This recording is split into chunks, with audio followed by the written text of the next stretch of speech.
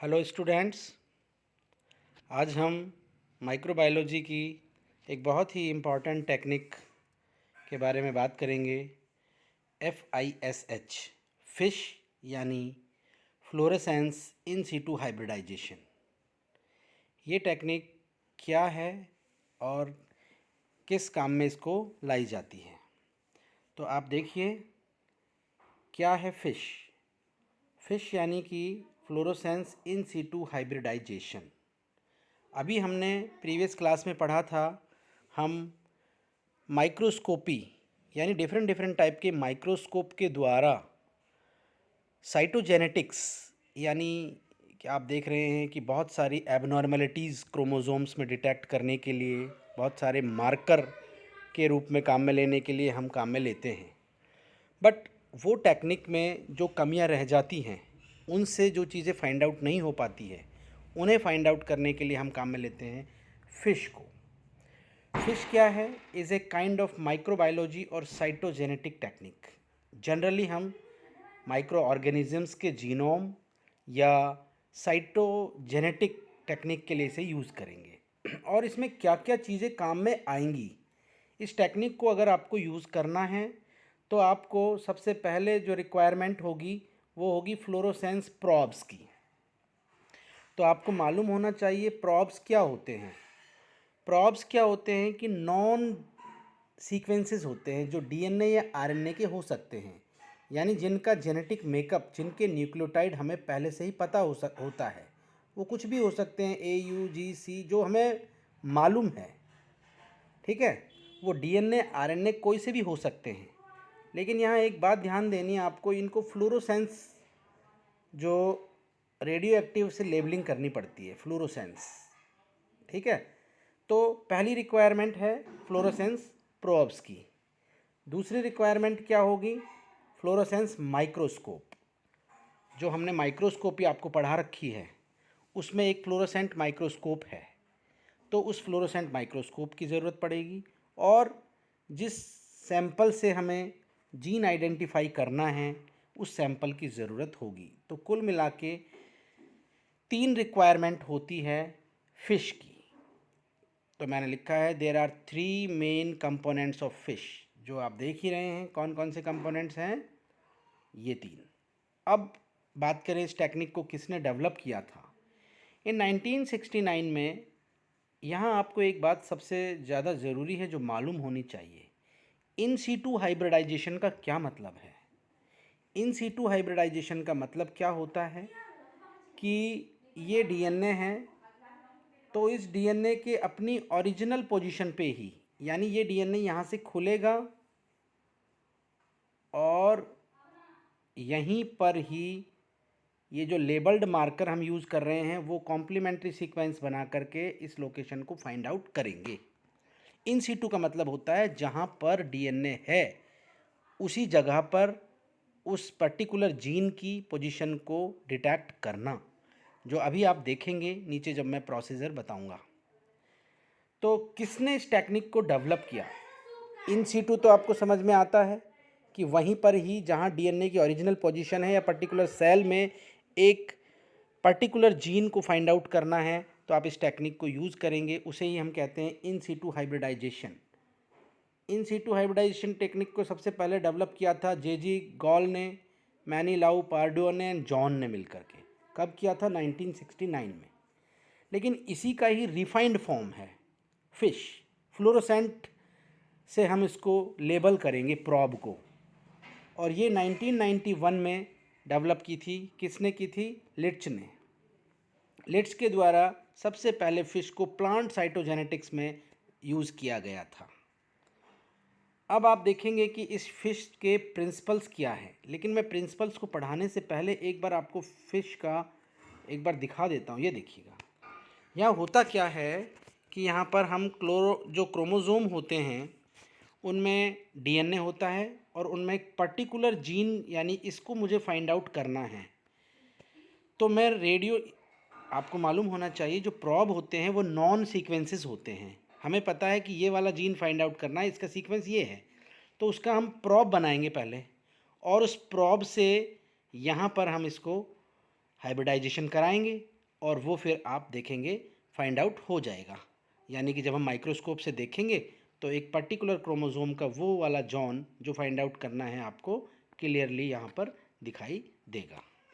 ठीक है, तो इसमें आप देखें और आप देख सकते हैं इस तरह से अभी आपको बताएंगे ये सारे जो पूरे जीनोम हैं उसमें पर्टिकुलर जीन को हम फाइंड आउट कर रहे हैं। ये देखिए, अगर ग्रीन कलर वाले रेडियो लेबल से हम देखेंगे तो ये पर्टिकुलर जॉन आपको दिख रहे हैं। अगर हम मिक्स्ड जो फ्लोरोसेंस यूज़ कर रहे हैं तो ये देखिए पर्टिकुलर रेड वाले अलग दिख रहे हैं, ऑरेंज वाले अलग दिख रहे हैं। तो पूरे जीनोम में इस तरह से ये लाइटिंग एमिट करते हुए दिखाई देते हैं। तो ये होता कैसे है, इसको आप देखें प्रोसीजर क्या है इसका। इसका बेसिक प्रिंसिपल आप पहले देखें। प्रिंसिपल ऑफ फिश का प्रिंसिपल क्या है? Element of FISH are DNA probe and a target sequence. यानी कि यहाँ क्या होगा, हमें फिश के लिए क्या करेंगे, एक डीएनए प्रॉब यूज़ करेंगे जो नॉन होगा, और दूसरा क्या होगा, टारगेट सैम्पलिंग होगी, यानी टारगेट जो आपको फाइंड आउट करना है। डीएनए प्रॉब आपको पता है लेबल्ड होते हैं, इनडायरेक्टली लेबल्ड कर सकते हैं उसको हम हैप्टेन से, या डायरेक्टली लेबल्ड करेंगे तो वो क्या होगा, डायरेक्टली लेबल्ड के लिए हम फ्लोरोफोर यूज़ करेंगे। तीसरा क्या होगा, जो लेबल्ड प्रॉब होगा और टारगेट डीएनए होगा उन दोनों को डीनेचुरेट करेंगे। ये सबसे इम्पॉर्टेंट बात है। यानी कि डीनेचुरेशन का मतलब होता है डीएनए को खोलना। जब हम टेम्परेचर बढ़ाएंगे तो डीएनए के दोनों स्ट्रैंड ओपन हो जाएंगे, उसको कहेंगे डीनेचुरेशन। जब डीनेचुरेशन हो जाएगा, जो मैंने अभी आपको बताया कि ये हेलिक्स है जो ये इस तरह खुल जाएगा, तभी तो हाइब्रिडाइजेशन हो पाएगा इस तरह से। तो आप देख रहे हैं डीनेचुरेशन में कॉम्बिनेशन करेंगे फिर हम डीनेचुरेटेड टारगेट डीएनए को और जो हमारा प्रॉब जो लेबल्ड डीएनए है उसको। तो ये बेसिक प्रिंसिपल होते हैं फ़िश के। अब आप देखें कैसे फ़िश काम करेगा। ये देखिए, आप ये डायग्राम में आपको बिल्कुल क्लियर हो जाएगा क्या हो रहा है। ये देखिएगा, आपको इस सेल के अंदर, ये जो सेल है इसके अंदर एक पर्टिकुलर जीन को फाइंड आउट करना है। तो वो कैसे ट्रेस किया जाएगा? इस सेल में हम क्या करेंगे, इस सेल से पहले डीएनए आइसोलेट किया हमने। डीएनए आइसोलेट करने के बाद उसको डीनेचुरेट करेंगे, और वो भी कितने डिग्री सेंटीग्रेड से, 42 डिग्री सेंटीग्रेड से। तो इसके दोनों स्ट्रैंड सेपरेट हो जाएंगे। Is it clear? दोनों डीएनए स्ट्रैंड है जो सेपरेट हो गए हैं। अब आप देखेंगे इस जीन का कॉम्प्लीमेंट्री, यानी कि कॉम्प्लीमेंट्री हम जीन प्रॉब की फॉर्म में बनाएंगे और इसको डीएनए से कट करके इसके कुछ बेसिस निकाल देंगे, क्योंकि डीएनए एंजाइम होता है ये यहाँ से बेसिस को निकाल देगा। लेकिन हम इस जगह पर इम्प्लांट कर देंगे रेडियो लेबल्ड डीएनए सीक्वेंस यानी न्यूक्लियोटाइड को, और इसको ही हम कहते हैं निक ट्रांसलेशन। निक ट्रांसलेशन का मतलब होता है रेडियो एक्टिव न्यूक्लियोटाइड के द्वारा जो दूसरे न्यूक्लियोटाइड है उनको रिप्लेस कर देना, यानी हमने इनसे इन्हें रिप्लेस कर दिया है। Is it clear? अब क्या होगा ये आप देख सकते हैं। तो फिर ये वाली चीज़ें बन के आ जाएगी, रेडियो लेबल्ड हो गए। उसके बाद आप इसको डीनेचुरेट करना पड़ेगा क्योंकि डबल स्टैंडर्ड है, और ये डीनेचुरेट कितने डिग्री सेंटीग्रेड से होगा, 75, जबकि ये था 42 डिग्री से। जब ये दोनों सेपरेट हो जाएंगे तो एक स्लाइड पे हम देखेंगे कि ये अपने कॉम्प्लीमेंट्री के साथ कंबाइंड हो जाएगा, या तो इस पे हो जाएगा या फिर ये इस पे हो जाएगा। तो आप देख सकते हैं ये जब ये कॉम्प्लेक्स बनेगा तो फिर हम एक पर्टिकुलर एंटीबॉडी और एंटी डिग और एवाइडिन लिंकेज के साथ हम फ्लोरोफोर, जो मैं आपको बता रहा था डायरेक्ट और इनडायरेक्ट जो हम करेंगे, वो इनके साथ रिएक्ट करेंगे इन रेडियो लेबल्ड के साथ, और एक कॉम्प्लेक्स बना देगा। जब ये कॉम्प्लेक्स बन जाएगा तो अब एक बात और दिमाग में आप रखें, क्या होता है कि ज़रूरी नहीं है कि ये जीन एक ही जगह पर होगा। ये जीन अगर और जगह भी होगा तो ये सारी चीज़ें दूसरी पॉइंट पे भी होंगी। फिर हम इसको हम देखेंगे फ्लोरोसेंट माइक्रोस्कोपी से। फ्लोरोसेंट माइक्रोस्कोपी से देखेंगे तो आपको ये पूरी तरह से, ये देखिए आप, ये पूरा दिखाई देगा आपको। तो ये जीन की लोकेशन फाइंड आउट हो जाएगी या नहीं होगी। तो वही मैं आपसे कह रहा था कि इस डायग्राम में आप देखें, अगर आप एक ही सेल में डिफरेंट डिफरेंट टाइप के फ्लोरोसेंट प्रॉब यूज़ कर रहे हैं तो वो अलग अलग जीन की पोजीशन को फाइंड आउट कर देंगे। ये देखिए ग्रीन से आप देखें अलग सारी जीन लोकेट हो रही हैं, रेड वाली अलग हो रही है, ये सारी अलग अलग फाइंड आउट हो जाएंगी। तो इस तरह से दिखाई देता है फ्लोरोसेंट माइक्रोस्कोप में पूरे जीनोम में जो जीन आपको आइसोलेट करनी है। और इसके लिए मैंने आपको ये बताया था, ये आप देखें, ये एक जीन को हमने एक्सप्लेन करने के लिए आपको दिखाया था। अब जो स्टेप मैंने ये आपको बताए हैं, ये स्टेप क्या क्या होंगे, सेम वही होगा। पहले आपको रेडियो लेबल्ड प्रॉब बनाना पड़ेगा, ठीक है, फ्लोरोसिन से आप बनाएंगे। प्रॉब को बनाने के लिए भी हमारे पास क्या होती है, ये फ्लोरोसिन एक एग्जांपल दिया है इसने, जो हम न्यूक्लियोटाइड को निक ट्रांसलेशन से यानी बदल देते हैं, हम रेडियो लेबल्ड से उसको चेंज कर देते हैं। फिर put the chromosome on microscope slide and denaturate करेंगे। हमने प्रॉब को भी रखा और सैंपल डीएनए को भी रखा और दोनों को डीनेचुरेट किया। एक को 42 डिग्री सेंटीग्रेड से किया, दूसरे को 75 से किया, और दोनों को फिर हम हाइब्रिडाइजेशन अलाउ कर देंगे करने के लिए। तो कॉम्प्लीमेंट्री साइट पे वो हाइब्रिडाइज हो जाएंगे। फिर हम क्या करेंगे, वॉश करेंगे, एक्सेस प्रॉब रिमूव हो जाएंगे और ऑब्जर्व करेंगे फ्लोरोसेंट माइक्रोस्कोप के अंदर। तो आप देखेंगे जहाँ पर वो हाइब्रिडाइजेशन हुआ है वो पूरे कलर अपना अपना एमिट करेंगे, जिससे आप उसको फाइंड आउट कर लेंगे।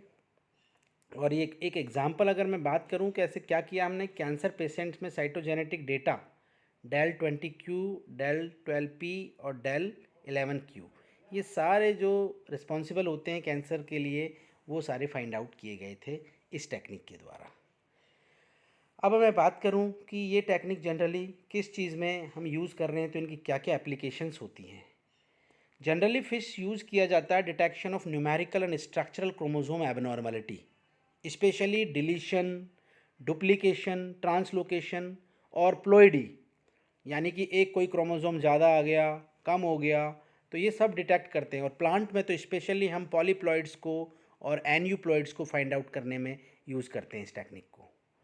फिर आप देखें मार्कर क्रोमोसोम्स में भी आइडेंटिफाई, आप पता है कि जब आप मार्कर डाल देते हैं तो वो मार्कर पर्टिकुलर जीन पे अटैच हो जाते हैं, फिर उनको फाइंड आउट करने के लिए हम फिश टेक्निक यूज़ करते हैं।